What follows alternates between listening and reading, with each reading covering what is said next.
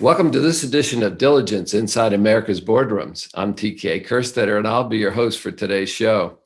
Today, we're going to be talking about the corporate board member survey, What Directors Think, 2020 Highlights. And joining me to have this discussion is Melanie Nolen, who's the research editor for Corporate Board Member, and also is the research director for the Parent Chief Executive Group. Welcome, Melanie. Thank you. And joining her is Dottie Schindlinger, who's the executive director of the Diligent Institute and the co-host of Diligence, the Corporate Directors Podcast. Welcome, Dottie. Thanks so much, TK. It's great to be with you. So, What Directors Think was something that, as both of you know, I'm quite familiar with. It sort of was around during my watch back in the old corporate board member days. And I think I'm right that it's been in operation for 18 years, so has a little bit of history. And this year, the Diligent Institute is in collaboration in doing this survey. And the Diligent Institute has a history of providing industry-leading research on global board governance. So perfect partners for this type of study. So, Melanie, before we get started, can you just share a little bit about the survey before we cover the highlights? Absolutely. As you mentioned, What Directors Think has been running for 18 straight years right now. It is an annual survey that we conduct in the fall of every year, so usually from late August to early October, and it taps into everything that's on the board agenda, from strategy, risk oversight, shareholder engagement, ESG, board comp, executive compensation, you name it. Anything that's on the agenda is tackled in that survey, and it's really intended to determine what the biggest challenges are in the current climate and what the focus is for the year ahead.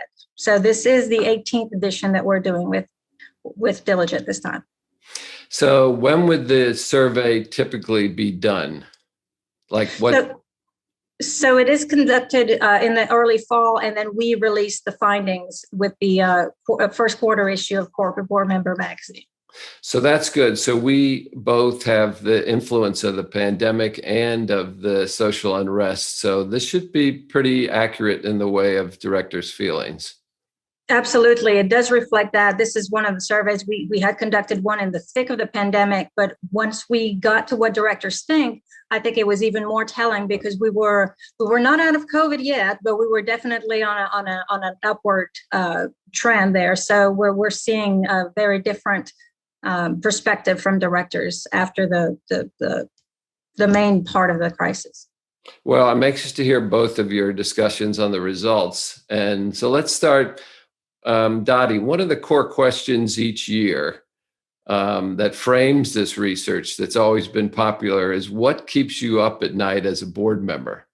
So what did we hear this year from the results?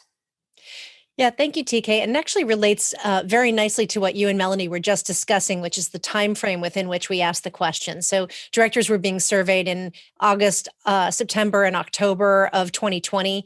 And so not terribly surprisingly, the number one issue keeping directors awake at night were the economy and GDP tied with COVID-19 pandemic. So not at all surprising. These are the things that are top of mind for directors, tied for first place.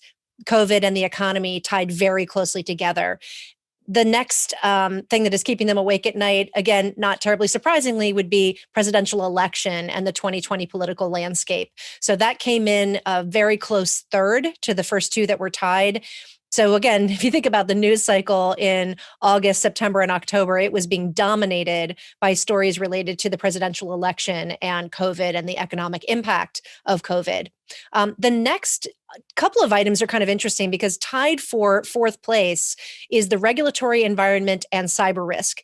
We have seen just an explosion of cybercrime ever since the start of the pandemic. And so I think there was a lot of concern for directors and corporate leaders around how they can adequately address that issue. And then just what is going to be changing on the regulatory landscape probably as a result of the election here in the US and maybe a swinging of the pendulum to a different direction, and what might that do to regulatory requirements for companies?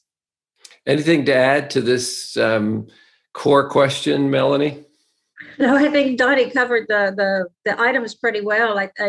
I don't think that any of this was very surprising, but I think it's definitely confirming what we thought going into the survey, and that boards are actually focusing, not surprisingly, on the right items for this, again, another unprecedented year, right? So let's move on. So for me, my favorite question every year is, what are the top oversight challenges for boards this year? And I say that because it sort of tells me whether directors are getting it, and whether they understand sort of the current environment. It gives me sort of a measure to say how confident I am about moving forward. So, Melanie, what challenges did corporate directors rate high in 2020, which I suspect will sort of overlap into 2021? Right. Well, you'll be happy to know that they seem to be getting it indeed. It's the number one challenge that they see is technology. However you want to qualify it, digital transformation, disruptions, innovations, anything that has to do with the pivoting that they had to do because of COVID-19. I think that that's definitely top of mind going into 2021. And not just how do we make it through COVID and what did that mean for our business model, but what's going to happen post-COVID? A lot of people are thinking the consumer is not going to snap back to how we were doing things before. And then at the same time, as we're dragging this crisis on, I think that consumers are starting to get a little itchy and wanting to go back to things the way things were before. So there's a lot of what if scenarios that are being done in the boardroom right now. What do we need to do moving forward? What's the environment going to look like post-COVID? But definitely technology is at the very heart of this, having the focus on the customer. What does the customer want? Because habits are definitely changing, have changed, and are continuing to change. So that's the number one challenge that they're telling us they have, but not very far behind it. Only 2 percentage points away is culture. That too was amplified with the events of 2020. I think discussions about diversity, inclusion, equality, that transpired through the board through the leadership teams and up to the boardroom. And directors are finding it challenging.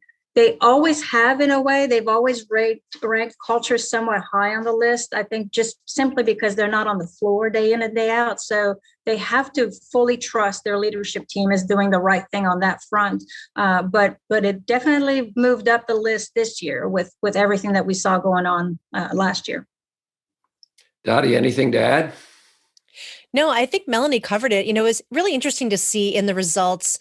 You can almost track the results along with what was happening in the news cycle, right? So you had 2020 being a year where most companies were faced with sort of a triple crisis that they were all trying to navigate. So you had the pandemic, you had the economic impact of the pandemic, and then you also had all the social unrest and conversations regarding racial justice, racial equity, particularly in corporate leadership and in boardrooms. And so we're seeing that play out, I think, in the results of this study this year.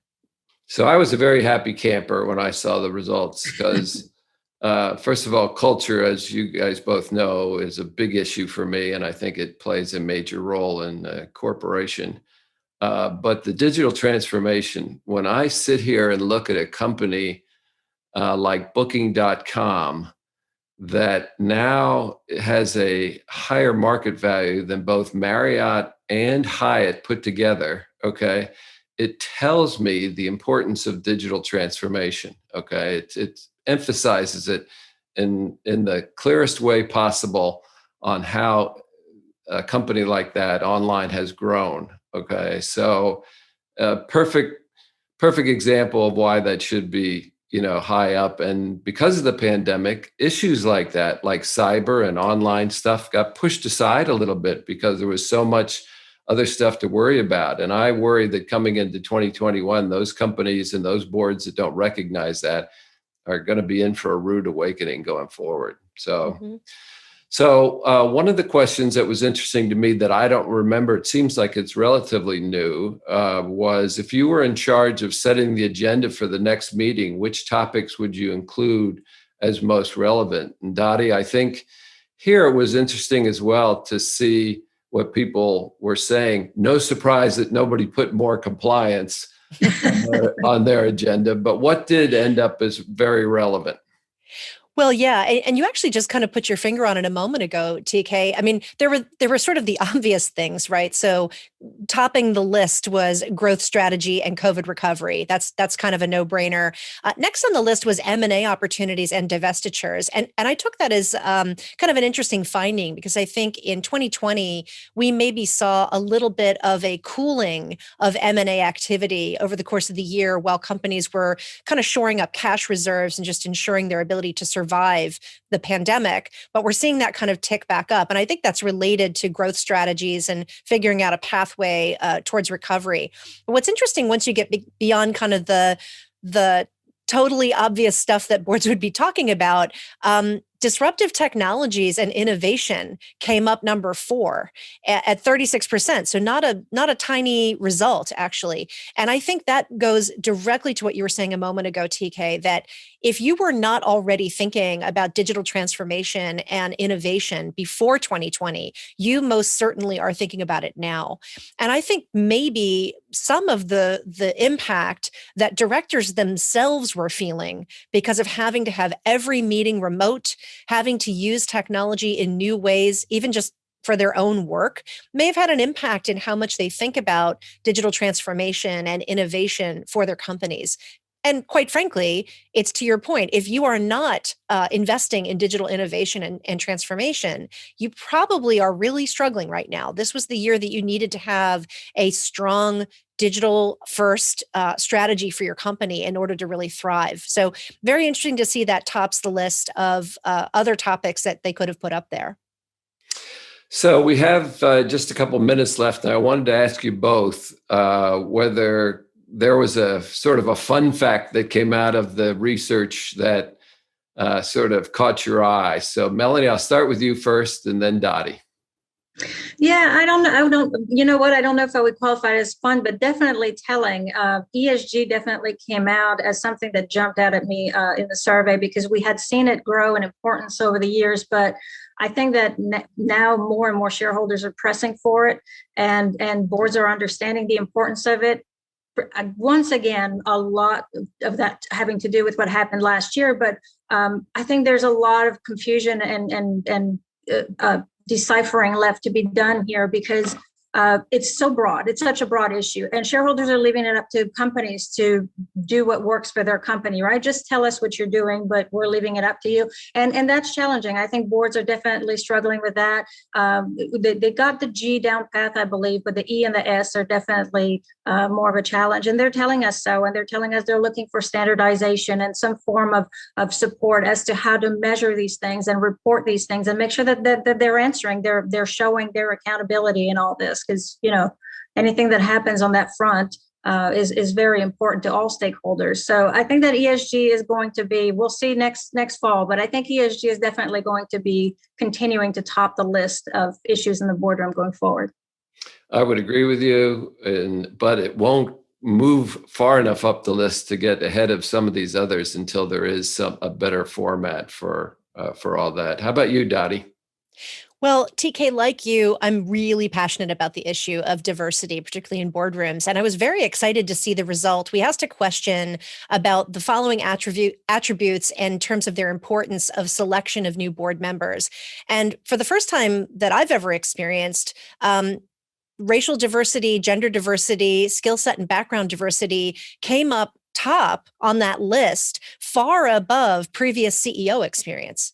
So I saw that as maybe a really encouraging sign that boards are taking seriously this commitment to bringing more diversity into their boardrooms. They're understanding now the critical importance of diversity in the boardroom to really have that broad set of perspectives represented as a ward against risk to really help them take advantage of opportunity and see the world through different eyes. I just thought that was a very encouraging result and a little surprising to me, quite actually. Well, when investors start voting against directors for not having diverse boards, it's amazing how people all of a sudden get very responsive. So, I hope we can see it without quotas. I hope people recognize the value of diversity, and hopefully that'll be the case. So Melanie, where I know that, again, this is always published in the magazine in the first issue each year, but where can people get a copy of the full survey report? So there's three ways that you can get your hands on that. You can go to boardmemberinstitute.com/affiliate. That will allow you to request a print or digital copy of the magazine where we cover the research. You can also go to boardmember.com/white-papers, which is where we log all of the white papers that are produced by corporate board member. And of course, what directors think with diligent is right at the top of the list. So it's very easy to find. Or you can simply send an email to research@chiefexecutive.net. And we'll be happy to send you either a link or a digital copy, whatever you want. If it's the magazine or the article, we have that ready for you. Well, ladies, I want to thank you. As usual, we covered the highlights very well. I'm always excited to see the What Directors Think results. So I appreciate you taking the time to joining us and filling in our audience. Thank you for having us, TK. Thanks so much, TK. And that will conclude this issue of Inside America's Boardrooms. We hope you enjoyed the show. We'll be back again next week when we take another look at a critical topic that'll help you be a better board member or committee member. So we'll see you then.